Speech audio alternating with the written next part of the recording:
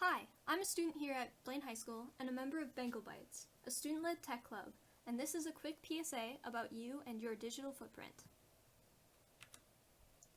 A digital footprint is the trail of data that you create while on the internet. For example, your search history, even when you're in incognito mode, and your text messages, deleted or not, and any photos or videos you've ever posted or been tagged in. These do not go away and can have a lasting impact. In essence, your digital footprint is a painted picture of you online. So how can you keep this picture of you positive? First, think before you post. Even if you end up deleting it later, it's not really gone forever. If someone wanted to find it badly enough, they could. Second, keep your personal information private. Strangers on the internet do not need to know your location. Use the privacy settings in social media apps to keep creepers out of your personal business. Even if you've decided that you can handle the weirdos and have a public account, respect the privacy of your friends who wish to not be public by keeping them off your profile. This goes for all social media: Snapchat, Instagram, Twitter, Facebook, Discord, TikTok, all of it. Take a look at what you're posting before putting it out into public. Is it aimed to hurt a specific person or community? Does it put you in a bad light? Could you get into trouble by violating a platform's terms of service, or in real life if somebody from your school or job found it? Could this post impact your chances in the future of getting into a college, getting a scholarship, or getting a job? And last, would your mom scold you for posting that? If you answered yes to any of these, you should reconsider posting it. You are responsible for what you post online and for all of the consequences that come with it. Here are 5 P's to help you remember to keep a positive digital footprint. Profile. Don't give out your full name or any personal information like your city, state, or high school. Even if you have a private account, everyone can still read your bio. Permission. Most social media apps have an age limit of 13 or older. Kids under this age don't really understand the consequences of what they post, what they see, and what they share. But since everyone here is older than 13, basically just don't post pictures of people like your friends or peers that have asked you not to. It's pretty simple. Protect. If you see something, say something. People feel a lot more powerful hidden behind a screen, so don't hesitate to take a screenshot and bring it to a trusted adult. Privacy. Keep your passwords safe. Don't give your friends access to your accounts. That can go wrong in so many ways. Take advantage of the privacy settings in apps to only share what you want shared. Positive. Make sure what you're putting out in your footprint is positive. If you come across someone online looking for trouble, it's best not to interact with them. They're looking to get people riled up, and that can make you look like a bad person. Just block the account or report it, whatever floats your boat, and move on. Worry about yourself and your lasting impact. I find it's best to avoid comment sections altogether, because there's always someone looking for a fight. This video shows the long-term impact of what you post online and how it can affect whether or not you get into the college that you want to. There's a brand new challenge facing college applicants, and this one has nothing to do with getting good grades. New tonight, the new tactic some schools are using to weed out prospects before they even look at test scores. College admissions staffs are increasingly looking at the social media accounts of prospective students. In the age where everything is shared online, social media can reveal much more than an SAT score. Our Sandra Ali shows us how both students and parents need to prepare for this new frontier. Not all college recruiters will admit to this, but these days, not only are top colleges and universities looking at test scores and grade point averages, but they're also checking out what you're posting on social media.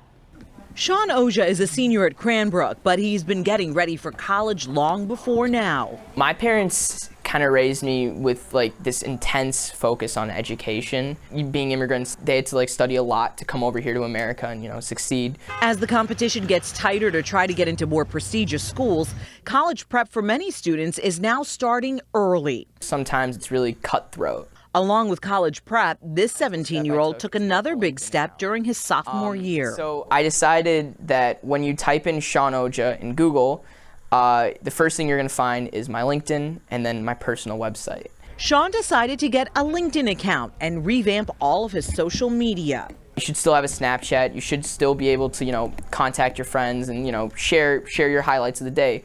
But I feel like you should have a difference between your professional image. For many students, the real challenge in social media and college admissions is having them understand that social media is a communication device. O'Connor says college recruiters and admissions officers will look at an applicant's Instagram, Facebook, or Snapchat, even though they don't always admit it. If students are going into college thinking that this is basically an electronic diary, and that's the mistake that kids make. They feel like they can put all their personal feelings out there on social media and there's no real consequence. That's a real problem. That's a lesson Sean is glad he learned early on before it was too late. You can't kind of always be publicly broadcasting who you're dating or, who you're in a fight with. Instead, O'Connor says use social media to your advantage as a way to show off your talent. If you're thinking about doing film, put your links to YouTube up on social media so that when they are attracted, the top hits are going to be things that will put you in a good light. Admissions officers also admit they track an applicant's social media behavior to try and help predict how likely they are to really succeed on campus if they're admitted. I'm Sandra Ali. Back to you. All right, and if your teen is wondering if they should delete their social media altogether, experts say no. Instead, make your accounts private, and that way your name won't come up in search results. But you never know who's watching. How about that? I've tried to, the phrase that I've tried to drill into my kids' head, the half-life of an internet isotope is forever. That's right. Now it's your turn. Open up Google and type in your first and last name, like a college admissions administrator or job recruiter might. See what comes up. Teachers, you can pause the video here while your students complete this activity.